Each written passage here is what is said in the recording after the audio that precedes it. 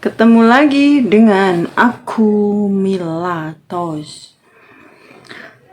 Kali ini aku akan menceritakan kisah misteri pengalaman pribadi lagi, guys. Itu pengalaman aku kalau nggak salah itu umur 5 atau 6 tahun, karena waktu itu aku belum sekolah. Tapi sebelumnya terima kasih buat kalian yang selalu mendukung, mensupport, like, komen, dan selalu setia di Milatos TV. Terima kasih ya. Semoga kalian dimudahkan segala urusannya, dilancarkan rezekinya, dan juga selalu diberi kesehatan ya guys. Oke, next. Waktu umur 5 tahun atau 6 tahunan itu aku kan masih di Jawa. Itu tinggal bersama nenek, guys. Tinggal bersama nenek. Awalnya sih aku nggak ngerasa ada yang aneh atau yang janggal gitu. Ya biasa saja. Karena aku bermain umumnya anak-anak. Tetapi memang aku dari kecil itu memang tidak pernah punya teman, guys. Jarang bisa deket sama teman-teman atau sepantaran teman aku, misalkan yang sama-sama perempuan, sama-sama anak cewek gitu. Itu jarang. Paling bisa dihitung 1 orang. Itu teman aku waktu kecil. Dan itu juga dia 1 orang kebetulan kembar, dan kembarannya itu meninggal.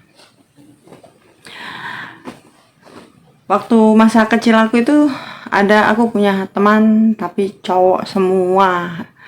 Itu udah kayak kakak beradik, sampai sekarang juga itu masih lah berkomunikasi dengan baik. Oke, next ya guys. Aku waktu kecil itu suka bermain memang di tempat-tempat rumah-rumah kosong. Karena waktu kecilnya aku itu ya seperti itu, mencari teman, guys. Intinya itu mencari teman. Dan ya nggak tahu kenapa itu waktu itu di kampung itu ya mungkin banyak atau ada lah anak kecil. Cuma aku itu nggak pernah lihat anak kecil. Pada akhirnya aku itu mencari teman. Mencari teman. Pertama aku memiliki teman, guys, itu kuda. Kuda putih bersayap. Di sininya ada tanduknya. Itu pertama aku punya teman. Tapi aku nggak bertanya siapa namanya. Dia tinggal di pekarangan rumah masih keluarga.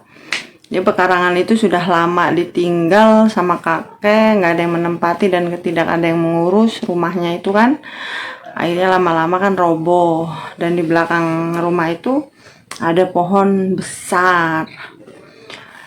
Terus teman kedua aku itu kayak monyet, tapi bukan monyet. Gede dia. Bulunya itu putih bercahaya. Itu teman aku kedua. Dan sampai sekarang pun mungkin mereka kalau ketemu suka menyapa. Cuma akunya udah cuek dengan hal-hal begitu. Nah, di situ next ya, guys. Aku bermain lagi esoknya di tempat yang lain, masih di pekarangan kosong, di kebun kosong gitu kan.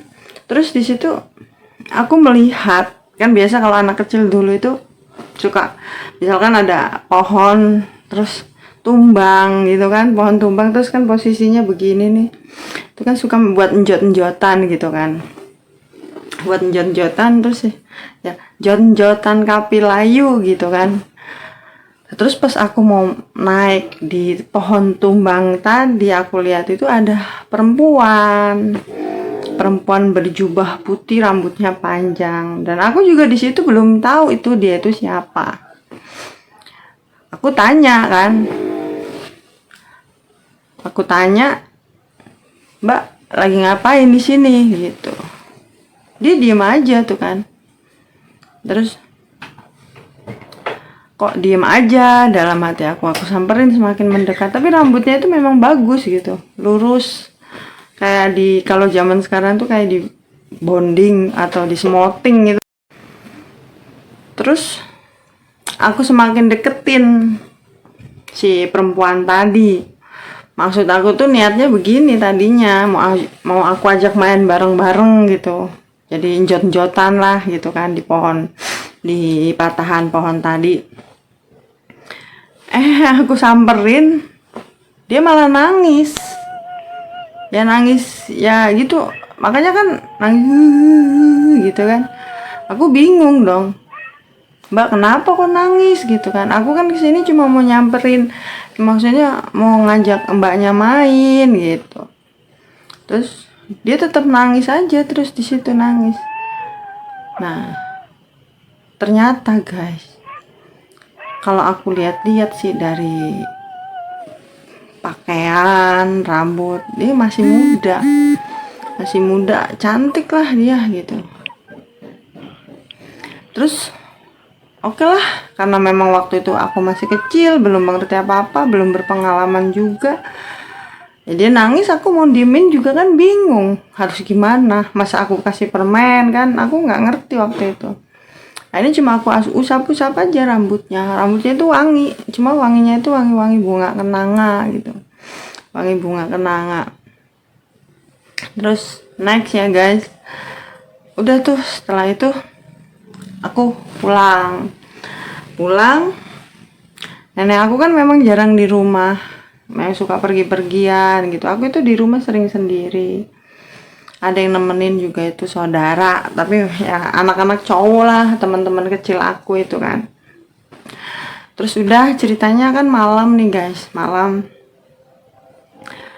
itu malam Jumat, nggak tahu Jumat Kliwon atau Jumat apa itu aku sering memperhatikan nenek aku itu setiap malam-malam tertentu itu selalu keluar rumahnya itu seperti waktu terakhir aku tahu sih ya. Jadi ada seperti kayak ada yang lempar di atas genteng gitu, terus nggak lama ada kayak suara batu jatuh glinding gitu. Nah nanti si nenek aku itu kan keluar, aku ngikutin tuh dari belakang sambil megangin jariknya kan, pas ngikutin itu nenek aku keluar, itu ada cahaya di luar itu. Ini nenek aku itu suka ada yang lempar atau ada yang ngasih kayak benda-benda. Kalau zaman sekarang tuh mungkin pusaka kali ya, aku juga nggak ngerti itu. Ternyata aku lihat itu nenek ambil itu, terus dibungkus lah sama ada suka kanjut kundang itu di situ, kumpulin namanya. Terus pas nenek aku ambil benda tadi, aku lihat itu ada 2 wanita naik kereta kencana di atas tuh. Jadi dia melambai-lambai kayak Miss Universe gitu. Aku kan ngeliatin aja tuh kan, siapa ini gitu kan, cantik sih emang. Jadi wanita itu cantik-cantik, pakai bajunya kalau nggak salah warna hijau, pakai mahkota, terus cantik lah, rambutnya panjang. Itu aku lihat aja gitu. Jadi mungkin selama ini yang sering lempar benda-benda itu ke atas genteng, terus nggak lama kemudian nenek ambil, ya itu mungkin wanita itu. Cuma aku nggak ngambil kesimpulan apa-apa sih, namanya aku masih kecil ya, cuek dan nggak mau tahu lah gitu. Nice, singkat cerita, umur 7 tahun aku diajak ke Lampung sama orang tua, karena memang orang tua aku kan dua-duanya tinggalnya di Lampung. Di situ aku disekolahin SD tuh di Lampung.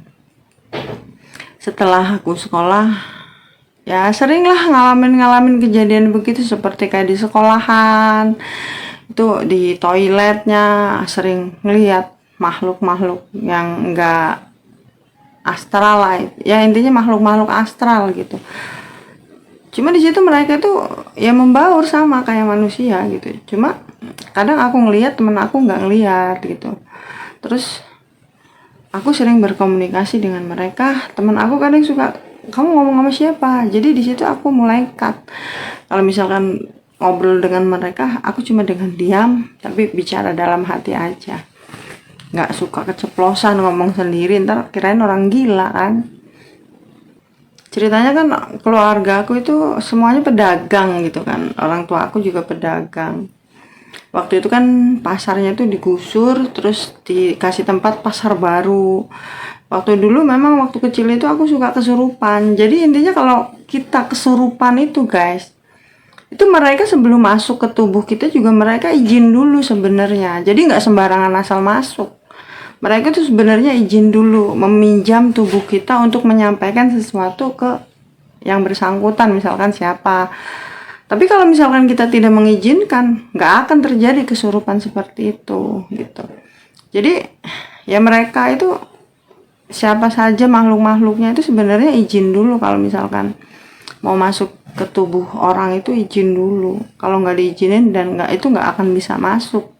Nah akhirnya waktu itu karena memang itu urusan, kalau nggak salah itu pasar itu waktu itu, jadi mereka membongkar, mengacak-acak atau merenovasi gitu kan, itu tempat mereka, tapi tidak apa ya, kalau nggak salah itu mereka tuh melanggar perjanjian atau apa, aku nggak ngerti dah itu. Cuma mereka kan izin, akhirnya di situ ya aku pernah kesurupan seperti itu. Dan untuk menyampaikan ya itu pesannya itu tadi, jadi mereka punya pesan ke orang-orang pasar atau pemilik pasar itu, karena memang niatnya baik ya, nggak, aku minjemin nggak apa-apa gitu, masuk aja kan gitu. Ini setelah itu ya orang tua mulai sedikit gimana gitu kan, kayak karena mungkin orang tua juga mungkin ngerti lah. Nah terus pas sebelum almarhum bapakku sakit itu, aku tuh ngeliat, pas kebetulan aku kan pulang siang, pulang sekolah itu siang, aku ngeliat ada bayangan cepet banget gitu kan, masuk ke kamar bokap. Aku kejar bayangan itu, tapi ternyata nggak ada siapa-siapa. Dan pas aku masuk ke kamar bokap, dia ngelewatin lagi cepet banget kayak angin gitu. Aku kejar lagi kan, dia terbang keluar. Pas aku lihat tuh, pas di luar aku kan lihat di pintu belakang, aku kan dengak gitu. Yang aku lihat itu, yang aku perhatikan, yang masih aku ingat sampai sekarang, itu sepatunya kayak sepatu Aladin. Kalau kita pernah nonton film Aladin tuh kayak gitu. Jadi kayak pantopel, di depannya itu jengat gitu kayak pancing, sepatunya seperti itu. Cuma makhluk apa itu aku nggak ngerti, karena memang aku belum paham.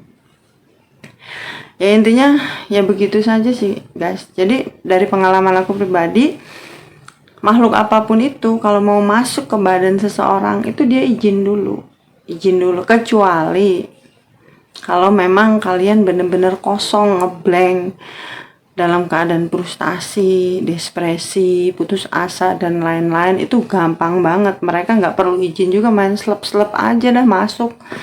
Jadi tubuh kalian dikuasain sama mereka. Dan kalau orang kesurupan itu sebenarnya itu nggak sepenuhnya 100% nggak sadar, itu bohong. Jadi kalau misalkan kesurupan itu guys, apapun yang kita bicarakan kita dengar, apapun yang kita lakukan kita tahu. Cuma di situ kita tidak bisa menguasai atau mengendalikan tubuh dan kita bicara seperti itu, enggak. Nah kalau kesurupan tuh intinya cuma seperti itu, kita masih bisa sadar. Dan enggak 100% enggak sadar itu bohong, kita masih sadar. Dan setelah itu, selesai itu, badan kita tuh pada sakit, capek, karena memang mungkin wadahnya habis dipinjam sama makhluk lain. Nah intinya seperti itu aja sih. Jadi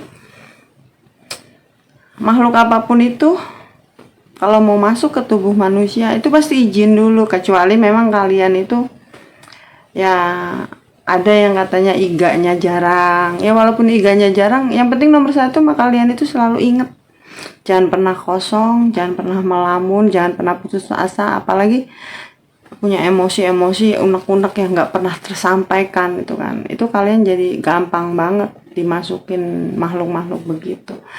Ya intinya seperti itu aja. Setahu aku sih kalau mereka mau masuk ke tubuh manusia itu pasti izin dulu.